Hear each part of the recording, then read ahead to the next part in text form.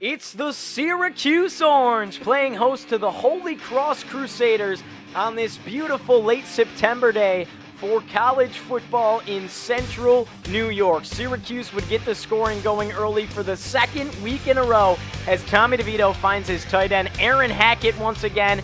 The first drive of the ball game goes 7 plays for 63 yards and a score for the Orange. Now, Sterling Hofstrichter, the big boot, the biggest asset in college football, boots one up into the rafters. And the Crusaders fumble it on the return. That's NyQuil Evan Foster falling on top of that one, regaining possession for the Orange. And Syracuse starts big. Now Tommy DeVito, play action fake. He finds his receiver on the slant route. That's Tristan Jackson into the end zone with ease, and Syracuse up commanding 14-0 in the early going. Tommy DeVito once again facing pressure. He'll evade it. He's going to scramble up the middle for a first down and more.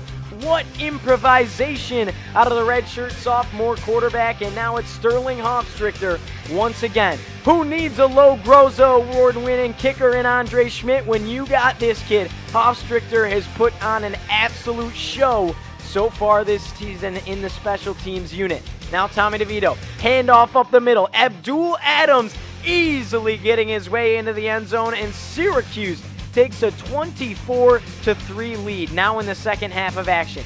DeVito in the shotgun. DeVito drops back. DeVito finds his sophomore receiver Taj Harris making men miss, looking for the angle around the edge. He catches a block from Tristan Jackson, and he waltzes his way into the end zone. Syracuse continues to strike. DeVito once again slings one to his freshman tight end Luke Benson, who is off to the races. A 70-yard touchdown reception. Welcome to Central New York, young man. You find yourself on the board. Syracuse goes on to win this one 41-3 inside the Carrier Dome.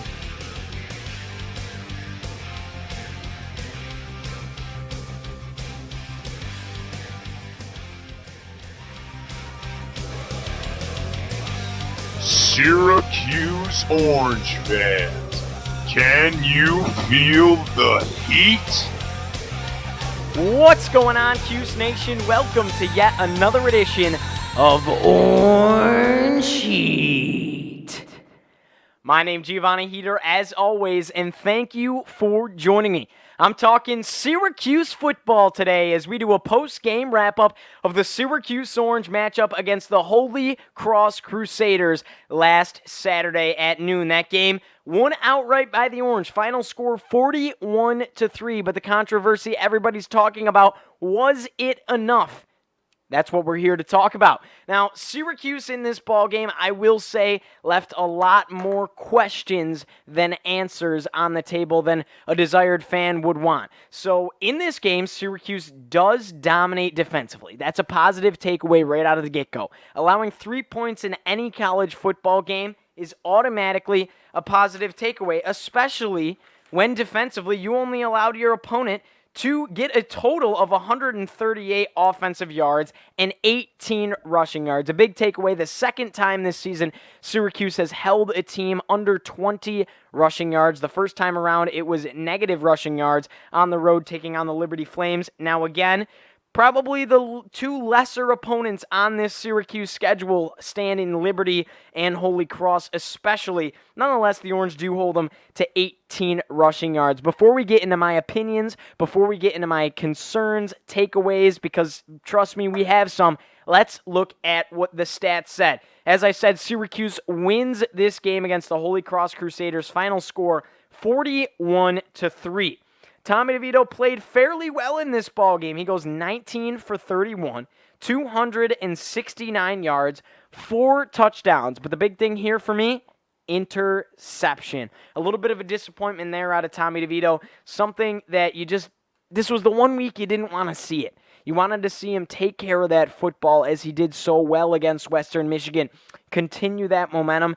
And it really just wasn't there today because he did make a careless throw. Now, I will say this was the play that, spoiler alert, Tommy DeVito did endure an injury on throughout that play. So you saw something just kind of happen as he let the ball fly through the air. It was very underthrown, and an interception occurs. I can say that if he was injured on that play, then you can make some room for error there, and you can kind of let that one go. But I don't know if the decision-making on that throw was exactly right or what.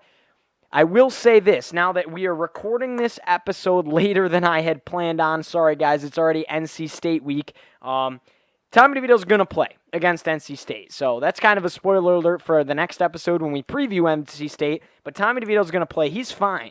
But he did come out of the ball game, a situation where they talked about, did they pull him too late? You probably wanted to pull him a little bit after halftime. Maybe a few drives in the third quarter, then let Clayton Welch get in there, maybe even Rex Culpepper later on and do some damage. But that opportunity wasn't there. The offense needed to stay on the field and get as many reps as possible in game because we needed them. Plain and simple, the offense wasn't playing that well, and that's going to bring me into the rest of our stat talk here. Clayton Welch, 4 for 5, 17 yards. So he made the use of his few minutes in there on his 5 passing attempts, 4 completions for 17 yards. Shout out to Clayton Welch for that. Abdul Adams, this is where it really concerns me, is in the rushing department. Abdul Adams goes 6 rushes, 42 yards, and a touchdown. Now, he did have a 19-yard touchdown run, but your area of concern lies here when your leading rusher only goes for 42 yards on 6 carries. That's not very good. Mo Neal, 11 carries for 36 yards. Jawar Jordan, 2 carries for 18 yards. Jarvian Howard, 4 carries for 10 yards. Now, looking at the receiving core, things got a little bit better. The biggest takeaway out of this ball game for me, Taj Harris has himself his career high. First time over 100 receiving yards, 6 receptions for 107 yards and a touchdown. It was a really nice play by Taj Harris, and it was a little just kind of a hitch route or a curl route to Taj Harris from DeVito, and he made the most out of it. He knew that he could get speed around the edge, made one man miss on a nice juke move. He knew he had the speed to take on that secondary. He did so, caught a nice block from his teammate Tristan Jackson, found himself in the end zone with ease on that play. So very good play out of Taj Harris in this ball game. Another guy that surprised me and very pleasantly surprised me was Luke Benson. Freshman tight end right here. He had 1 reception on the day, but it went for a 70-yard touchdown. He got himself open. He played physical, and man, did he show off his wheels. That's exciting stuff looking towards the future of Syracuse football. Tristan Jackson played well in this game. 6 receptions, 58 yards, and a touchdown. Again, it was a simple slant route in the end zone from DeVito to Tristan Jackson, if you saw the highlight video. Aaron Hackett continues his success. He goes 2 receptions for 22 yards and a touchdown in this ball game. This is his 2nd game in a row with a touchdown, so big stuff out of him. This is something we didn't see last year. The tight end wasn't as much of a threat with him and Ravian Pierce. He had 1 touchdown last season, and he's got 3 in the last 2 weeks, matter of fact. So good out of him. My biggest concern in the receiving core, where is Nykeem Johnson? I believe I mentioned this in other episodes prior. Where is he? 2 for 18 in this ballgame. He's yet to have a game where he's received anywhere near even 50 yards. He has nothing over 20 yards so far this season. And he had a boneheaded special teams play where he fumbled it. For whatever reason, he tried to run it down, make something out of nothing, and he couldn't even pick up the football, wound up fumbling it. Holy Cross got it back on a muff situation that should have never happened. That's just undisciplined. That's undisciplined. What's up with Nykeem? He was a leading receiver last season. He was that deep ball threat. He was fast. He was aggressive in his running, which I loved. He'd catch it, and he'd always go hit someone like a running back. Where are you, Nykeem? Come on. We miss you, buddy. We miss you, buddy.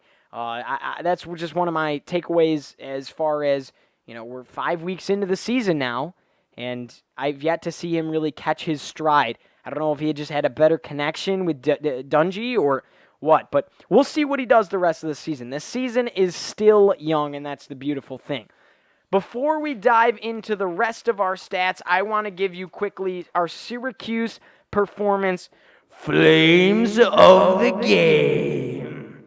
Our offensive flame of the game has to go to your starting quarterback, number 13, redshirt sophomore, Tommy DeVito. He had 324 total yards because he did have 9 carries for 28 yards on top of his 269 passing yards, and he had 4 total touchdowns on the day. So shout out to Tommy DeVito as our flame of the game. And our defensive flame of the game, I got to give it to somebody that I didn't think would ever get a flame of the game. If you told me going into this season, but it's all about guys stepping up, especially when injuries occur, which we'll get into. Shout out to this man for stepping up big time. Brandon Barry is going to get our defensive flame of the game. He had 5 total tackles in this ball game and 2.5 sacks. So big play out of Brandon Barry, and we hope to see that continue absolutely. Looking at some of the team stats, Syracuse on third down, 5 for 16. That's a little bit of a problem. As I said, the offensive, they never really got their feet. Yeah, they came out hot, but they stalled big time in the second quarter. And yeah, they had a touchdown in the third, but they stalled for major chunks of time in this game, nearly the entire second quarter, mainly the entire fourth quarter, a lot of the third quarter. Most of the scoring happened early in this ball game, and that's a little bit of a cause for concern because this was a game, it was supposed to be business as usual. You were supposed to come in and wipe the floor with this Holy Cross team with ease. You were supposed to get the job done, no problems, no question marks. And they left a lot of question marks on the table for us to talk about. Now, Holy Cross, a positive defensive takeaway, as I said, 4 for 18 on third down, so our defense had that one on lock. Syracuse, 429 total yards. I would have liked to see that number higher. Holy Cross, 138. We talked about that. Big play out of the defense. Another thing here that's a big takeaway for me is penalties. Syracuse, 7 penalties for 74 yards. Now, a lot of that is in part to guys that typically aren't getting those starting minutes or were in there playing today. So that's a factor in it. But a big thing out of the defense, again, 3 turnovers in this. Excuse me. A big thing out of our defense, we forced the turnover. Okay? We turned the ball over 3 times. I read my paper wrong. 3 times we turned it over, 2 fumbles, and Tommy DeVito threw that interception. Unacceptable when you're playing a lower-level FCS team. Not even at the top of the FCS. A lower-level FCS team, it just has to be better than that. 3 turnovers, no good. No good, guys. As I said, a lot of new guys played, and I really like to see the team take advantage of that 4-game redshirt rule, which they'll definitely imply here. Jawar Jordan, these are just a few names that I thought I could shout about here a little bit. Jawar Jordan, again, freshman running back. He got big minutes, not big minutes, but he got minutes in this game. He can still redshirt even if he appears in 4 games. Another guy, Markenzie Pierre, also at the running back position. Wide receiver, Courtney Jackson, which was exciting to see for sure. I'm excited to see what he's going to do in his career here at Syracuse, still early in his career. And then Sherrod Johnson. Sherrod Johnson, a guy obtained a little bit of injury early in the spring camp or in the fall camp, but he got minutes in this game. That was exciting to see. Now, there's something we got to talk about here. We got to talk about the elephant in the room right now. It's those targeting calls. Now, I'll say right here, the Drew Tuizama one, I was not actually able to see because I was walking out ready to leave the game as it happened. I couldn't find it anywhere online. I heard it was pretty bad. I did see him pumping up the crowd, which I kind of like it, but that's because I'm a biased fan. There's not really a spot for that, especially if it was a dirty hit. But let's talk about the other one. Tyrell Richards. I will say right here that it was not a targeting call. I'm going to turn it over right now to the video. You're going to see Tyrell Richards with a big-time hit, just laying the boom, not a targeting. We're going to talk about that. And then you're going to see Trill Williams sending a message for the Syracuse defense to the referees. You're going to see that with an incredible tackle. We're going to talk about it right when you come back on Orange Sheet. These guys want to rush the passer, I'm telling you. Degenhart with Coleman trailing him, and he got crushed by Tyrell Richards.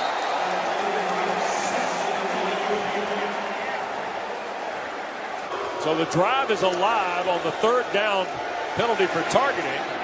Degenhart to Gilliam. And he got planted by Trill Williams, and a flag has been thrown there. Welcome back to Orange Sheet. Now, we got to talk about those 2 calls. Tyrell Richards, phenomenal hit. I just have to say, no helmet-to-helmet contact. Nothing with the face mask, especially nothing with the crown of the helmet area. There was nothing illegal or dirty about that play. The guy stopped in his tracks, the quarterback. And Tyrell Richards can't just pump the brakes on that. He just went through him. It's a clean hit. ridiculous call. The Dome let them hear it. It was very loud for the small amount of people that were there for this game. They were booing hard, and I was participating because now Tyrell's got to miss this game. Now, I really liked what he did. He pumped up the crowd as he got out because that just wasn't a dirty play, a terrible call by the officials. Just unbelievable. And then I really liked what Trill Williams did after, sending a message saying, you can't come into our house and dictate this game. We run this game with that giant suplex. It got everybody going. No way he makes that move if that targeting call wasn't called. He does that to send a message, and I love it because it shows that these guys have each other's back. We're in a game where we're up by 24 points. We can take that 15 yards. We'll take that 15 yards. We'll give you that 15 yards if it means we're sending a message that you don't come into our house. I absolutely love that, and I loved what Dino had to say as well. Dino comes out, and they asked him about it going into the locker room at halftime, and he said, what do you guys think about those targeting calls? And the Dome erupts, and it was great. And he talked about in the press conference he's probably going to get fined for that. But you know what? It's okay because we run our show, and we'll take a fine. We'll take 15 yards. That's just the swagger and the culture that is being built. It's something special here, and it's really something to talk about. That was a small thing that goes a long way. You saw out of the two defensemen, Tyrell Richards and Trill Williams, and head coach Dino Babers. Very exciting there. Now, I want to talk about shifting gears a little bit here to the Tommy DeVito struggles. Everybody's got to pump the brakes and breathe. Tommy DeVito, this is year one at the helm. Everybody's got to just breathe, and myself included, because let's get real. Derek Dungy was not fantastic his first season, or maybe even his second season. He was good. He was good. And he's a legend in Syracuse forever. In fact, in my memory, he's going to go down as my favorite Syracuse player probably ever. I'm just saying that now. Probably ever. Because I got to watch him play for those 4 years, and he brought this program back, and he was just so exciting to watch game in and game out with his talk, with his charisma, with his leadership. Everything he brought to the table, his heart, his hustle, he went hard every single down. Now, off of him, Tommy DeVito is a great quarterback. And it takes a year sometimes, maybe even 2.